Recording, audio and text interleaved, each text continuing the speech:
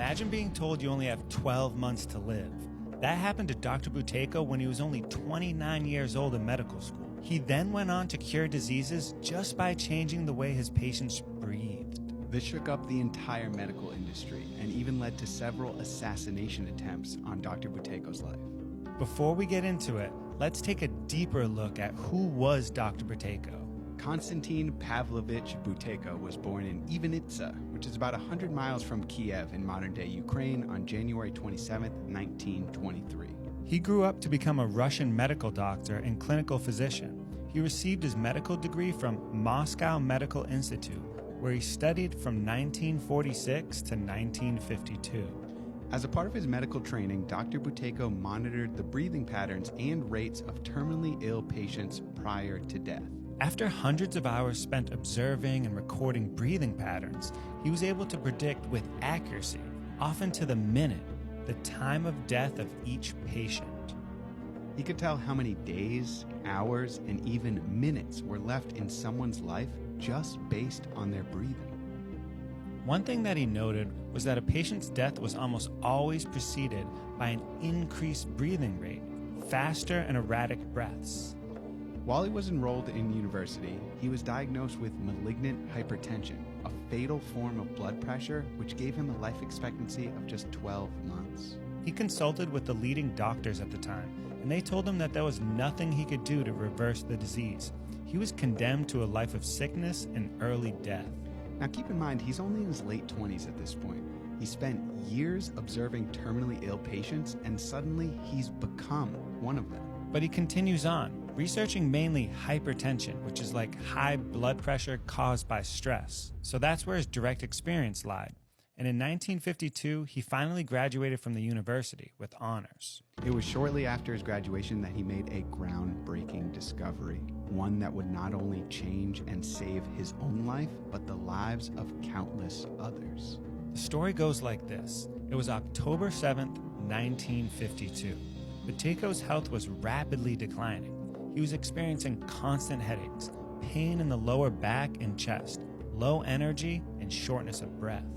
He looked at himself in the mirror and he realized he was breathing in the same way as the terminally ill patients he had been observing. Deep, haggard breaths, his shoulders visibly moving up and down with each inhale and exhale, and his chest was slightly caved in. He straightened up his upper torso, gently pulled his shoulders back, and he took slow and even inhales through his nose, followed by gentle exhales, relaxing the diaphragm at the end of each breath. Within minutes, his pain completely disappeared. It seemed too good to be true, so he consciously returned his breath to his old pattern, breathing deeply and quickly through the mouth, chest breathing, and his pain returned immediately, so he switched back to slow and relaxed nasal breathing, and the pain disappeared once more. It's been said by some that this was one of the greatest, although largely unacknowledged, medical discoveries of the 20th century, that the breath is more deeply linked to health and disease than we realized. Now, before we dive into his work, the results, and some of the more mysterious circumstances surrounding the research, it's important that we address a little of the science behind what's going on here. Dr. Buteyko wasn't just acting on a whim when he changed his breathing patterns. Remember, he was a trained medical doctor, and he had spent most of his years of training studying terminal illness and the breath. He also had a firm understanding of his own illness and its causes. Through his observations of dying patients, he knew that hyperventilation, that is, breathing quickly and deeply, an erratic breathing pattern, worsened the health of patients, while breathing more slowly caused them to eliminate their symptoms.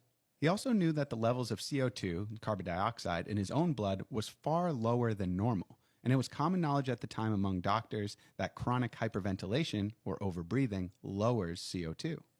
Buteyko put these two pieces of the puzzle together, concluding that certain diseases may develop as a result of chronic overbreathing and could potentially be reversed by adopting a slower, more shallow breathing pattern.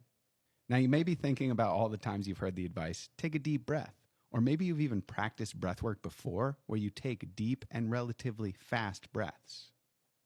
What we're talking about here is chronic overbreathing with poor form, breathing through the mouth and into the chest, not engaging the diaphragm, and taking in more air than necessary day after day after day. And get this, overbreathing is far more common today than it was just 100 years ago. According to breath expert and researcher James Nestor, our average air consumption has increased from 5.25 liters of air per minute in the 1930s to over 9 liters per minute today. Most of this has to do with the changing shape of our mouths, jaws, and faces. And if you really want to dive deep into that, we recommend reading Breath, The New Science of the Lost Art by the aforementioned James Nestor. And that's linked up directly in the description of this video. So back to our story. Dr. Buteyko has this aha moment in the mirror. He changes his breath and it changes his life. Afterwards, he became so obsessed with the idea that overbreathing was causing these illnesses. Today we understand that his theory of overbreathing has some scientific merit. We know that diseases like heart disease, ulcers, chronic inflammation, they're all linked to disturbances in circulation, blood pH, metabolism. How we breathe affects all of those functions. But in the 1950s, this was completely unheard of. And Dr. Buteyko understood that he would need some serious evidence before he'd get any acceptance from his peers. First, he started working on himself. He trained himself in proper breathing form and technique with a focus on more shallow and less erratic nasal breathing. This effectively cut down his overall liters of air per minute significantly. Within a short period of time, he was completely healed. His blood pressure, CO2, and oxygen levels all returned to normal, and his persistent pain disappeared. But one anecdotal case would hardly be enough to sway anyone, especially since the patient was himself. So he started by working with one of the most common breathing conditions on the planet, asthma. He was relatively unsurprised to find that most asthma patients were chronically overbreathing between their asthma attacks. Over the course of a few years, working out of the Central and Lenin medical libraries, Dr. Buteyko devised a program to measure breathing, as well as a method of reconditioning patients' breathing patterns. It mostly involved switching completely from mouth breathing to nasal breathing. There was also a focus on learning to relax the diaphragm after an exhale and keeping it relaxed until an air shortage was felt. There was also a number of small lifestyle changes meant to assist the patient further in healing, including sleep protocols and proper hydration. During this time, he started to draw a bit of attention to himself and his work.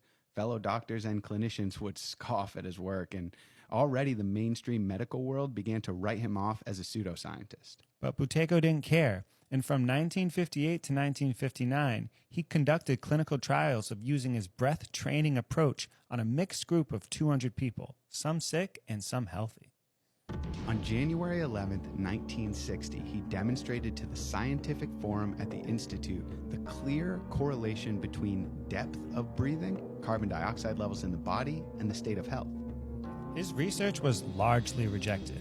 One colleague even accused him of playing dirty tricks and called his experiments fraudulent. The problem was that Buteyko's research directly challenged many of the theories upon which medicine was based.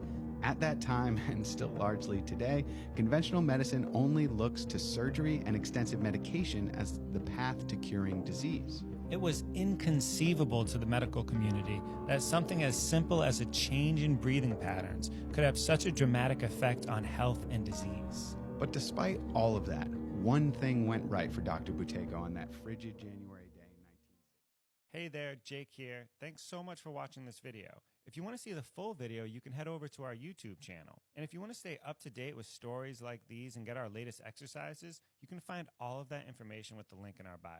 Thanks so much for watching.